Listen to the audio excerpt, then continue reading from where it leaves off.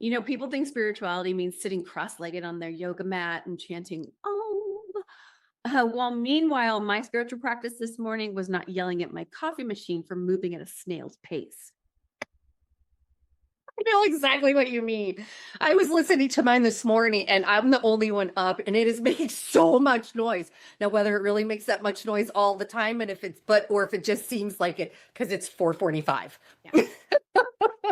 So if Lyman feels surviving the grocery store checkout line without losing your marbles, then I'm basically among some days because I go to the store a lot more than I probably need to.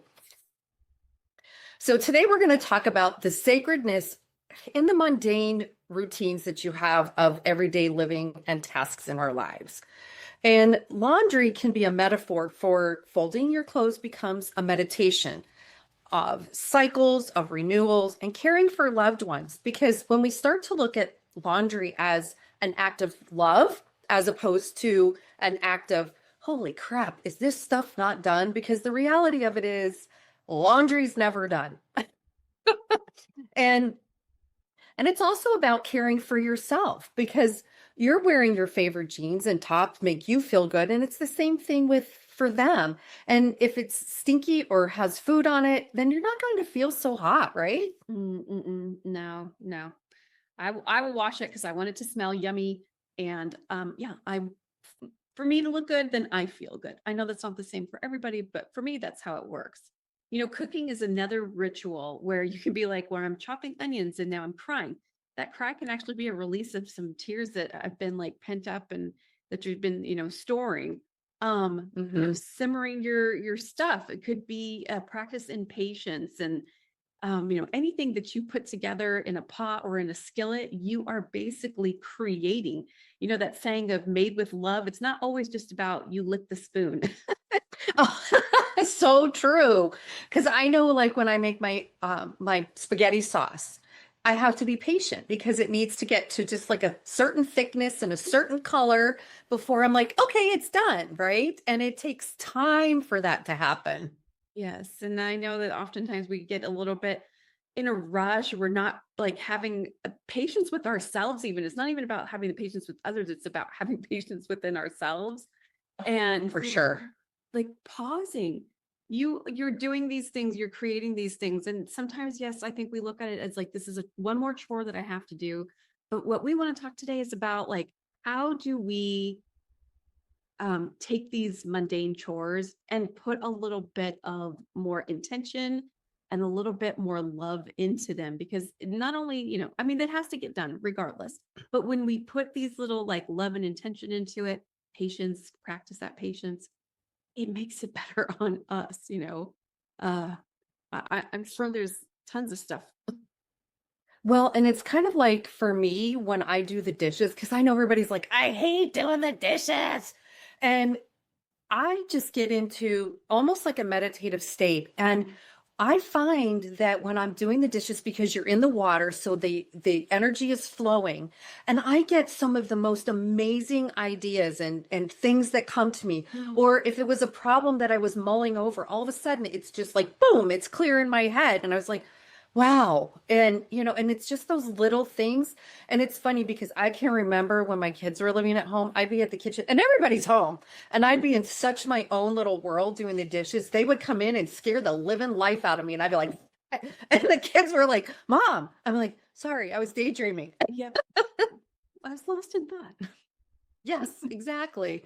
Another thing that we can look at as, a test of patience sometimes is traffic. And I don't know, it just depends on where you live. And especially if you're living back east right now, where the roads are crazy with the ice and the snow and all of that. Gives us an opportunity to practice compassion because sometimes I have to remind myself maybe the driver was maybe in a car accident not that long ago and now they're a little timid, or maybe it's a new driver and I didn't leave in time so that I'm impatient. Yeah. And I have to remember that I will get where I'm meant to be exactly when I'm supposed to be there, right? Supposed to be there. Yep. Yeah, and I think that's a daily one for me. I swear driving these days is like a spiritual test on a daily basis because I think that every time that I don't yell at somebody, I'm earning karmic points, that I didn't like pass them at, twice the speed yelling, "You're I'm sorry." Well, sometimes, like I'll be just driving and I'm just like, what the are you doing? Like I had somebody today and they were just like, I don't, they're redoing some of the sidewalks on the street on my way to and from work. And it's kind of a mess. And I'm just like, what are you doing? Jeez Louise, will you focus, pay attention, whatever it is that you're doing? And then I was like, okay, whew, calm down. And I just need to remember it's okay. They need to get where they're going first. I will still get home. And if I try to be aggressive with an F-250, I am not going to survive that as well as the F-250 is going to, and it will ruin everybody's day. Nah, this is true. This is true. Yeah. I know. I just get, ugh. I think no matter where you live, there's somewhere in your commute along your route is going to be something that's going to test your patience, whether it's the construction going on or it's an individual or I don't know. The the music isn't playing like something that like vibes with your mood at that moment. Right? Or you see that person, like I saw somebody on the freeway the other day and they were over here and then they were over there and then they were over here and there and there. And I was like, okay, I am going to actually slow my roll and just let you go first because I was like, you're getting all kind of wackadoodles there. Uh-huh. I've done that too. Yeah. I actually did that last week. It's like you get to go first because I don't need to get where I'm going that fast. I mean, I did, but at the same time, I like did not want that individual like riding my butt. So Yes, yep, exactly. So I totally get it. yeah. Like as women, we carry so much weight in our daily process, whether it is from doing like the chores that need to be done, or it's being in traffic, just running to the grocery store.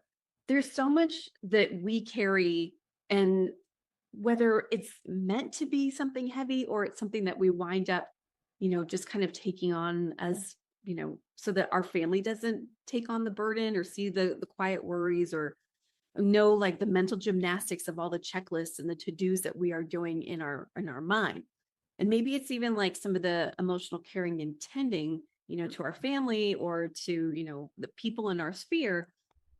This has a tendency to kind of I don't not necessarily like bring us down, but I think that we need to be a little bit better about how we manage ourselves and manage our energy in that space. We often carry this unseen responsibility for things that sometimes aren't even ours to carry. And there is strength in small acts of care and also recognizing when it's too much, where we need to do a little bit more self-care. And and it's not that you don't want to care for other people, but sometimes you really just have to say no because it is really for your well-being and the well-being of your family. Sometimes I know I used to feel guilty if somebody asked me if I could do something at school or for a sports team or something that my kids are a part of. And so often I would say yes. And then I would be like, oh my gosh, how am I going to get all of this done? And da da da. And I had myself all crazy stressed out. So when we start to recognize that everything in our day is a part of our spirituality, and that isn't about escaping our life, but it's embracing the deeper meaning of our life, the love that we want to share out into the world, whether it's messy or noisy or imperfect. And we're not going to get it perfect every day. I can remember telling my kids, I don't get up in the morning to try to see how I can F up your day today. I really do try to get up and go, how can I make your day better? How can I make me a better human? How can I help Yeah. you be better humans? And so when we start to really look at everything that we do as an act of service, whether it really is an act of service because we're volunteering somewhere or we're taking care of even ourselves in that service. Yeah. Yeah. So here's a couple of practical takeaways for you to be of service to yourself and to have a few of those like mindful moments for yourself. The first one would be just a 30-second meditation, some deep breathing while the coffee's brewing. And instead of being impatient or freaking out that maybe it's a little bit, brewing a little too loudly, take 30 seconds and just some deep breaths. Take in for, a couple of counts, hold, and out for a couple of counts. Hmm. And that's like, even like I was saying with your dishes, it's like, if you look at the gratitude of being able to pay your water bill, you know Mhm. what I mean? And that you have you're washing the food that you didn't want anymore off the plate. And not that we're going to send, I remember, as a kid, we're starving children in Africa or whatever my great grandparents used to say.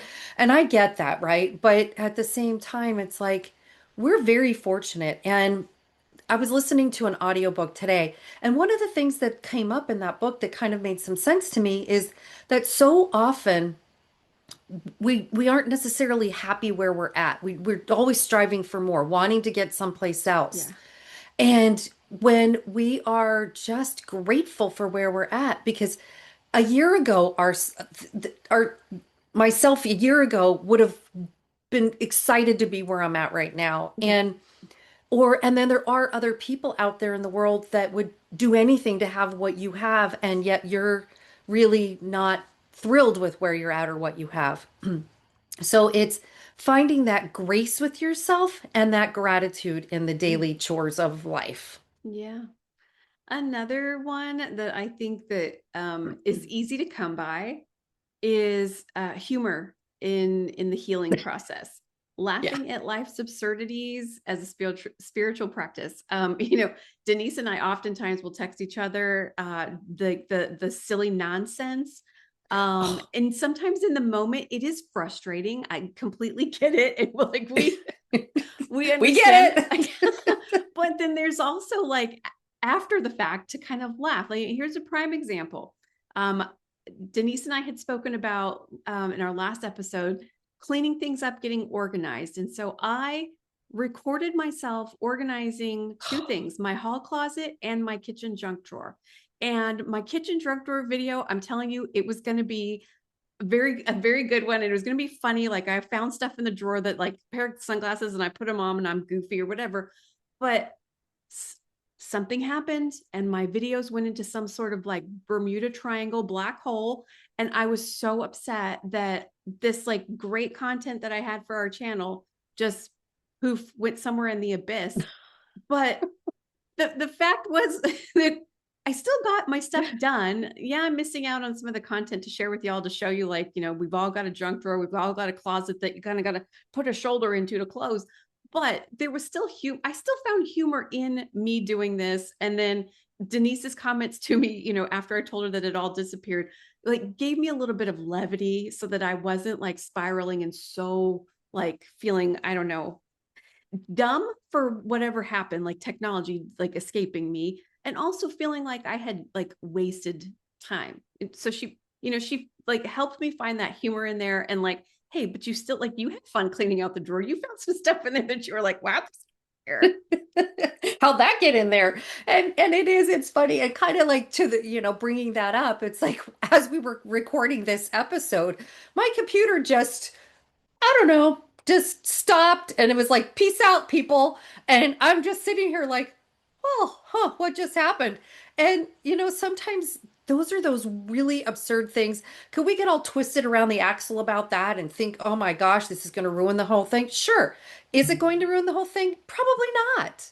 I mean, just you got to find the humor in things, because sometimes if you don't laugh at what's going on in the world, you just might not stop crying. Yes, 100%. 100%.